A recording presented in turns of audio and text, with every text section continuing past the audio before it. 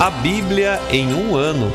Uma experiência de encontro com Jesus Cristo, a Palavra de Deus.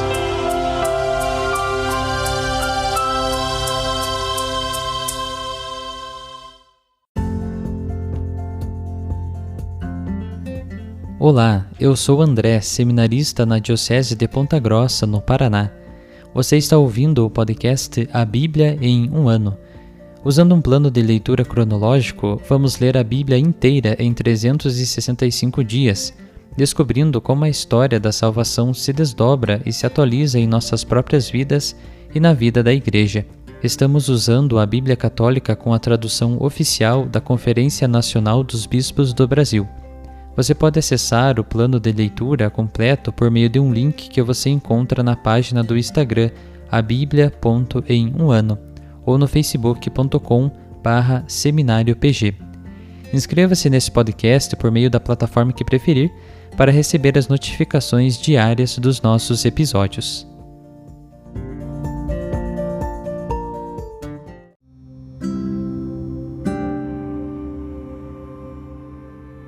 Olá, eu sou o Padre Jaime Roça, da Diocese de Ponta Grossa, no Paraná.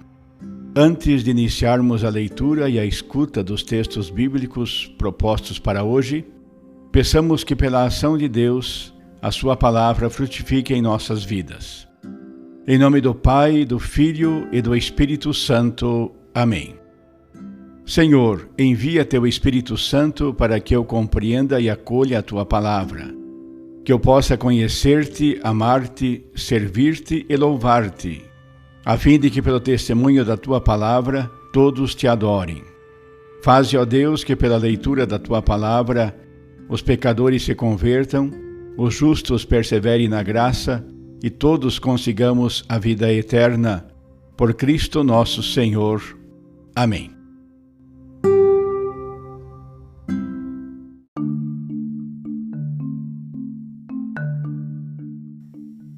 Hoje é o dia 160 de nosso podcast A Bíblia em um ano, e nós leremos os capítulos 25 e 26 do Evangelho segundo São Mateus, onde Nosso Senhor encerra o seu discurso escatológico, faz a última ceia com os 12 apóstolos e também é preso. Leremos ainda o Salmo 71. Evangelho segundo São Mateus, capítulo 25. O reino dos céus pode ser comparado a 10 virgens que, numa festa de casamento, levando suas lâmpadas, saíram para acolher o noivo. 5 delas eram insensatas e as outras 5 eram prudentes. As insensatas levaram suas lamparinas, mas não levaram óleo consigo. As prudentes, porém, além das suas lamparinas, levaram óleo nas vasilhas. Como o noivo demorasse, todas começaram a cochilar e adormeceram. No meio da noite ouviu-se um alvoroço. O noivo está chegando, ide acolhê-lo. Então todas se levantaram e prepararam as lamparinas. As insensatas disseram às prudentes: dai-nos um pouco do vosso óleo, porque nossas lamparinas estão se apagando. As prudentes responderam: de modo algum, pois o óleo pode ser insuficiente para nós e para vós. É melhor irdes comprar dos vendedores. Enquanto elas foram comprar óleo, o noivo chegou, e as que estavam preparadas entraram com ele para a festa do casamento, e a porta se fechou. Por fim chegaram também as outras e disseram: Senhor, Senhor, abre-nos a porta. Ele, porém, respondeu: em verdade vos digo, não vos conheço. Vigiai, portanto, pois não sabeis o dia nem a hora. O reino dos céus é também como um homem que ia viajar para o estrangeiro. Chamou os seus servos e lhes confiou seus bens.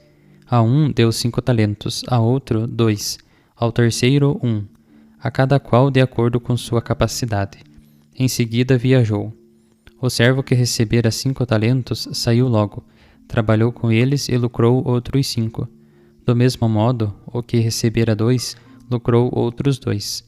No entanto, aquele que recebera um só, foi cavar um buraco na terra e escondeu o dinheiro do seu senhor. Depois de muito tempo, o senhor voltou e foi ajustar contas com os servos. Aquele que recebera 5 talentos entregou-lhe mais 5, dizendo: Senhor, tu me entregaste 5 talentos, aqui estão mais 5 que lucrei. O Senhor lhe disse: Parabéns, servo bom e fiel. Como te mostraste fiel na administração de tão pouco, eu te confiarei muito mais. Vem participar da alegria do teu Senhor. Chegou também o que recebera 2 talentos e disse: Senhor, tu me entregaste 2 talentos. Aqui estão mais 2 que lucrei. O Senhor lhe disse: Parabéns, servo bom e fiel. Como te mostraste fiel na administração de tão pouco, eu te confiarei muito mais. Vem participar da alegria do teu Senhor. Por fim chegou aquele que recebera 1 só talento, e disse: Senhor, sei que és um homem severo, pois colhes onde não plantaste, e ajuntas onde não semeaste. Por isso fiquei com medo e escondi o teu talento no chão.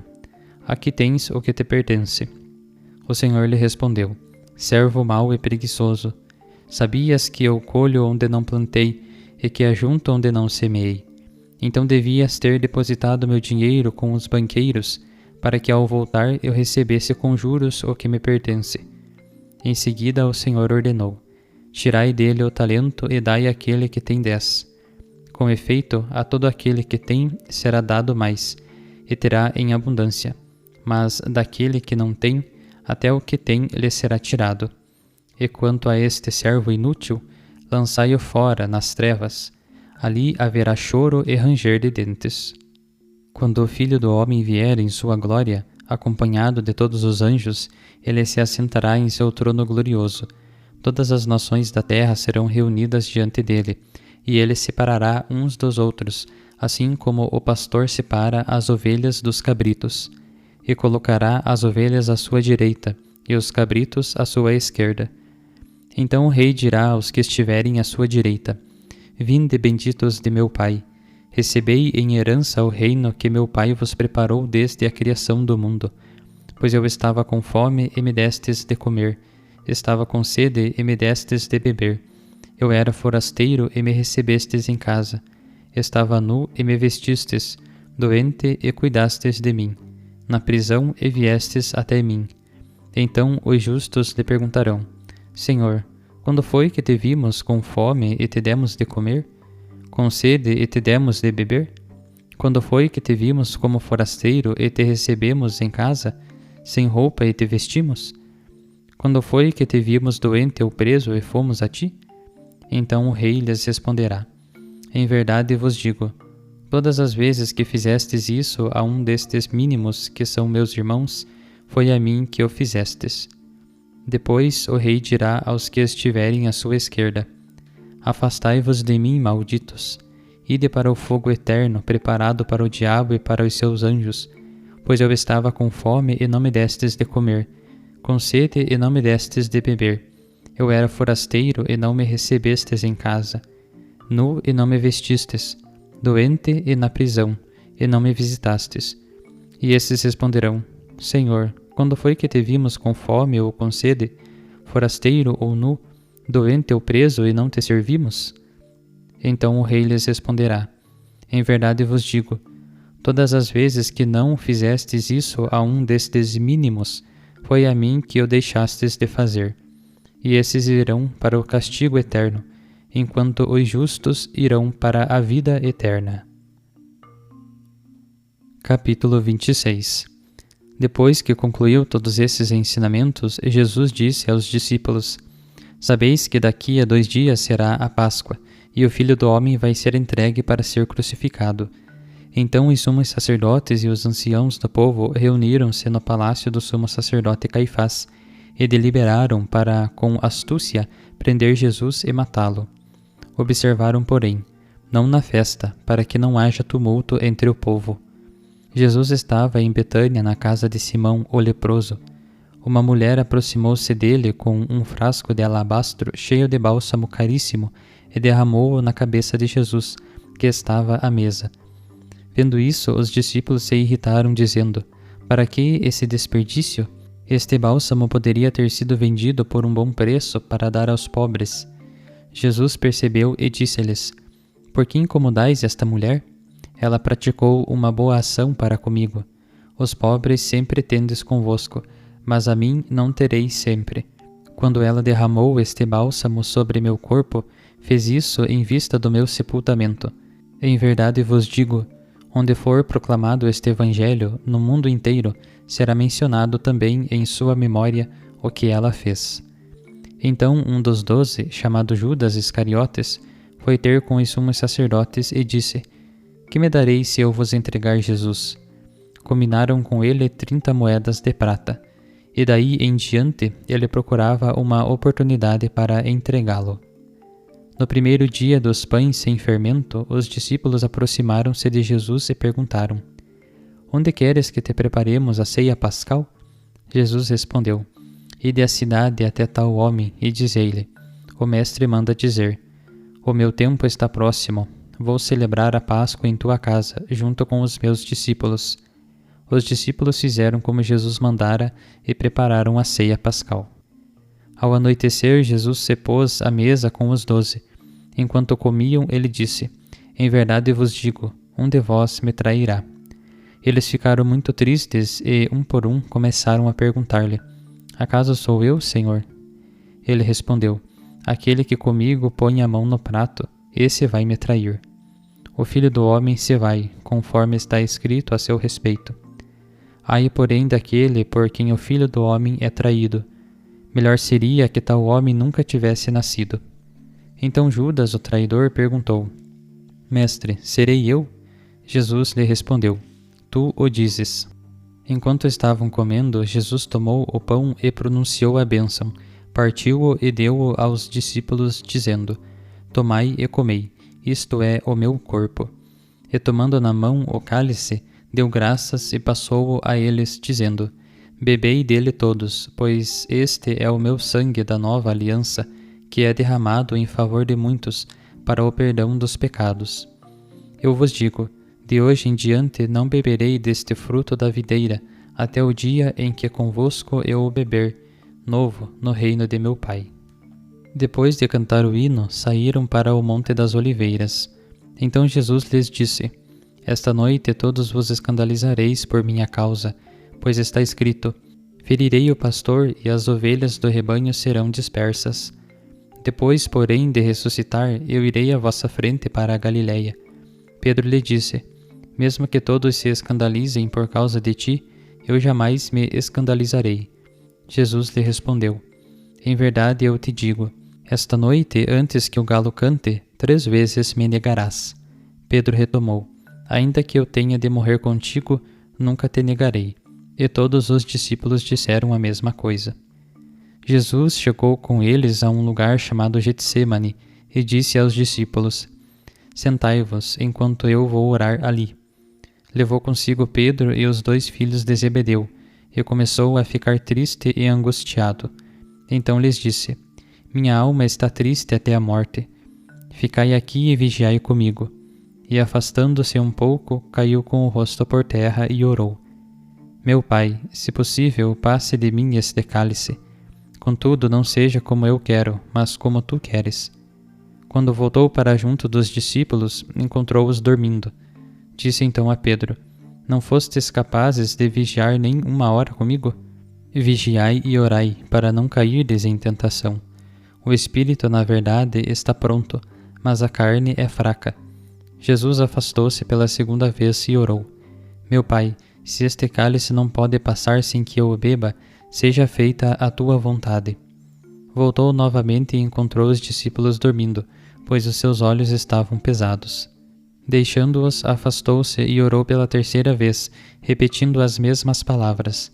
Então voltou para junto dos discípulos e disse: Agora dormis e descansais? Chegou a hora. O Filho do Homem está por ser entregue às mãos de pecadores. Levantai-vos, vamos.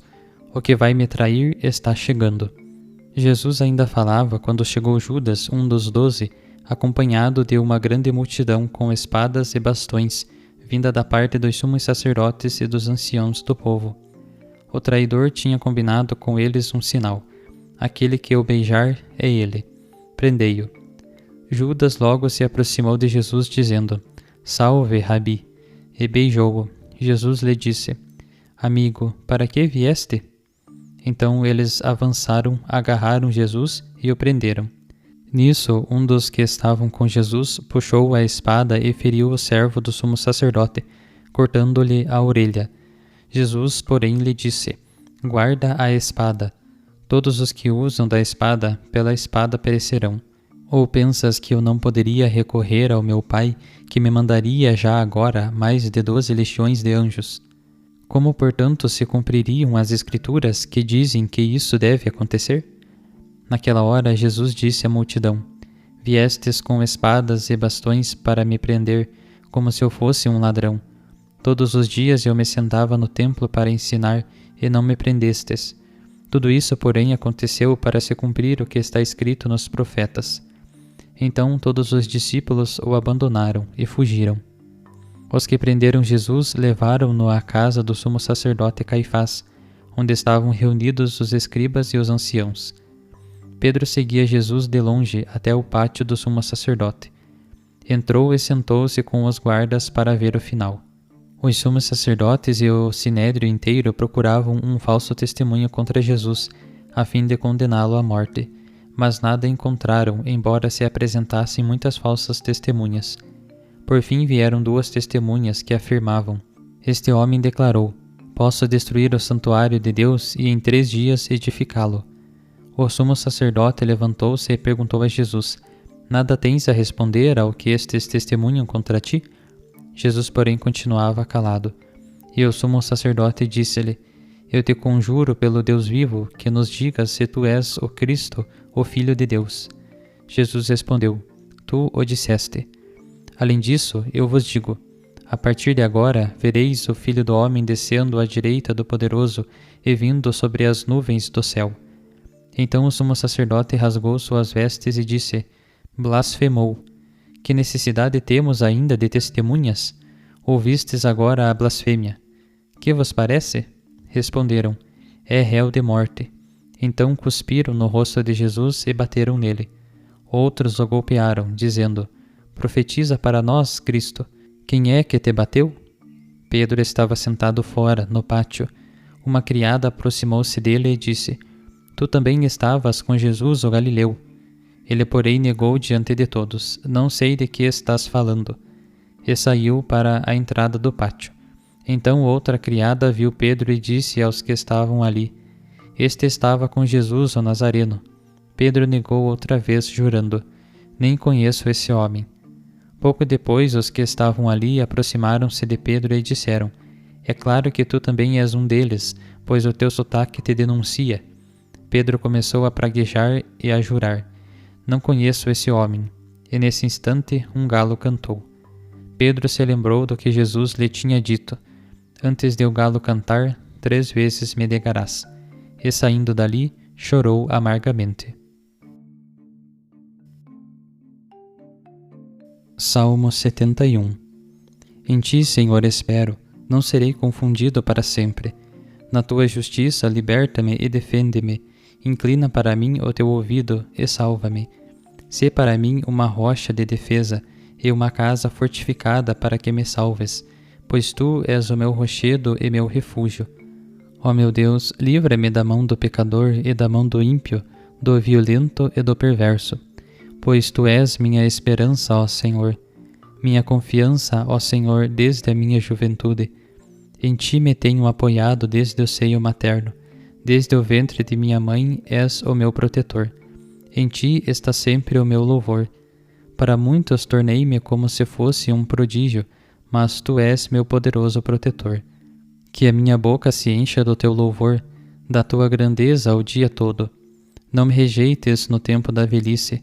Quando diminuírem minhas forças, não me abandones. Pois meus inimigos de mim falavam, e aqueles que me espreitavam se uniram na sua trama, dizendo: Deus o abandonou.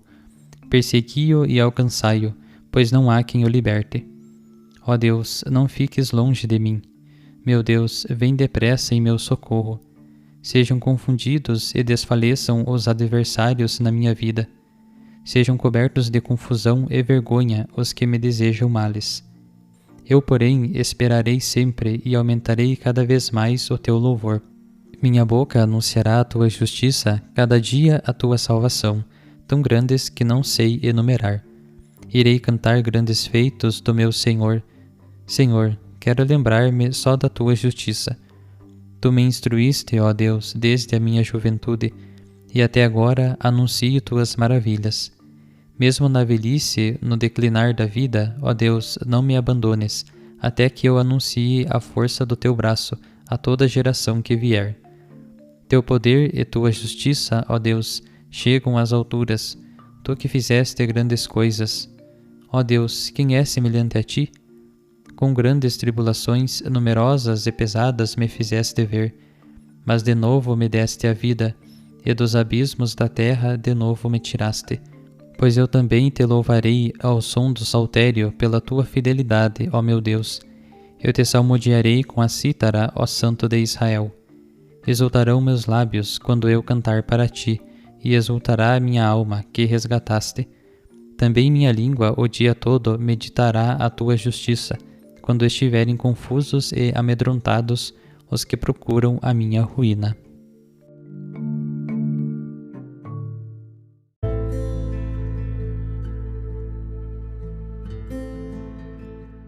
Olá, sou Flávia Nascimento, da Diocese de Ponta Grossa, no Paraná. Pertenço ao Instituto Secular Servas de Jesus Sacerdote. Com a parábola das 10 virgens, a parábola dos talentos e a bela imagem do julgamento das nações, Jesus encerra o seu discurso sobre os últimos tempos, discurso que precede imediatamente a sua paixão, morte e ressurreição.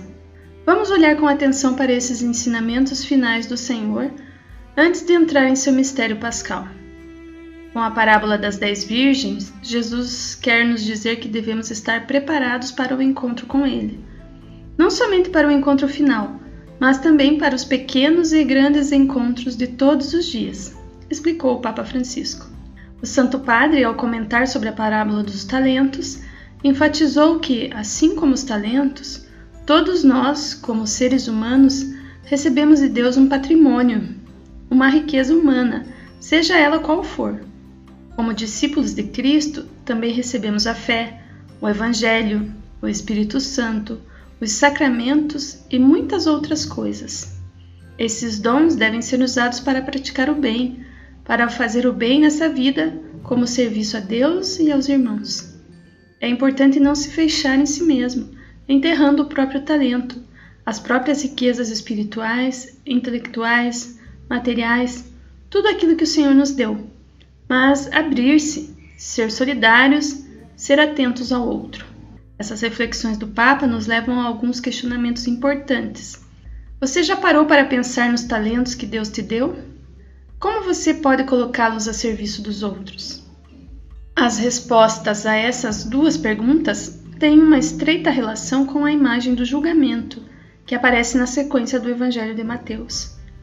Se usarmos nossos talentos para ajudar aqueles que precisam, é ao próprio Jesus que estaremos ajudando.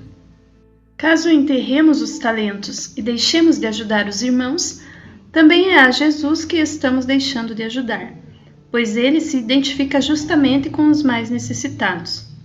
Portanto, o critério do nosso julgamento é a caridade, o amor, não o sentimento, mas o amor concreto, transformado em obras, em talento fecundo, que gera frutos, como nos ensina o Papa Francisco. Na sequência do Evangelho, após esses ensinamentos finais de Jesus, entramos em acontecimentos importantes, que precedem sua morte e ressurreição. O capítulo 26 que ouvimos traz a unção de Betânia, o combinado de Judas com os sumos sacerdotes para a traição de Jesus, a preparação e a realização da última ceia, a oração de Jesus no Getsêmani e a sua prisão e a negação de Pedro. Uma mulher que unge o Senhor com perfume caríssimo, como expressão de seu amor pelo Senhor. Um amigo que trai o Mestre, outro que nega, e alguns que dormem enquanto o Senhor está em agonia e precisando de apoio para assumir o grande desafio da cruz. Posições diferentes, tomadas em relação a Jesus em seu caminho para a cruz. E nós, como estamos nos posicionando diante de Jesus e da salvação que ele veio nos trazer? Vale a pena refletirmos nos instantes. Mas vamos nos deter com mais atenção no episódio da última ceia, naquele momento, na véspera da sua paixão, no qual Jesus quis deixar o testamento da nova e eterna aliança, a memória perpétua da sua Páscoa, de sua morte e sua ressurreição.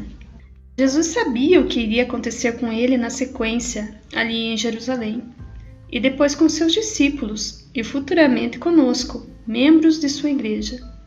E por isso, certamente ele percebeu que não seria fácil para nós se ele não estivesse ao nosso lado, nos sustentando, nos fortalecendo, caminhando conosco.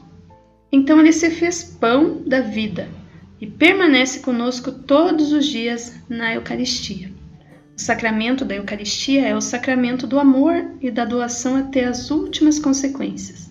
Nele encontramos a fonte da vida, que pode nos recolocar na direção certa em relação ao Senhor e aos irmãos.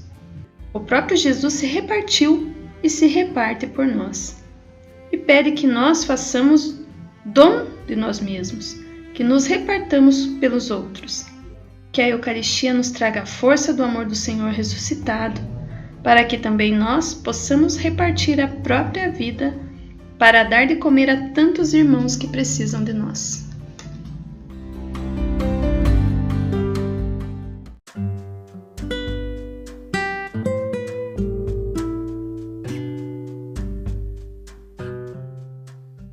Queridos irmãos e irmãs, que possamos exclamar com São Pedro, a quem iremos, Senhor, Tu tens palavras de vida eterna, e que a cada dia, após a escuta atenta da palavra, possamos renovar a nossa opção por Cristo e pelos frutos de eternidade que Sua palavra nos oferece.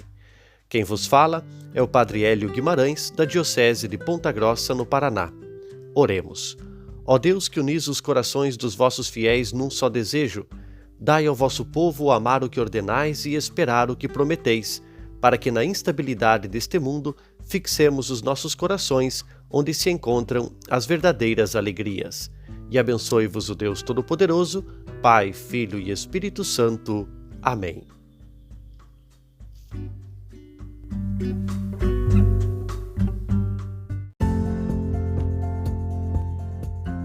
Você acaba de ouvir mais um episódio do podcast A Bíblia em um Ano. Continue nesse bom propósito de ouvir, ler e praticar a Palavra de Deus. Rezemos por todos que estão fazendo este caminho de leitura da Bíblia. Procure também participar da sua comunidade. A permissão para uso do plano de leitura The Bible in a Year com Padre Mike Schmitz e Jeff Kevins foi concedida por Ascension. A versão original pode ser baixada em ascensionpress.com. Todos os direitos desse plano estão reservados à Ascension. Os demais conteúdos do podcast não são criados, revisados ou apoiados por Ascension. Até amanhã!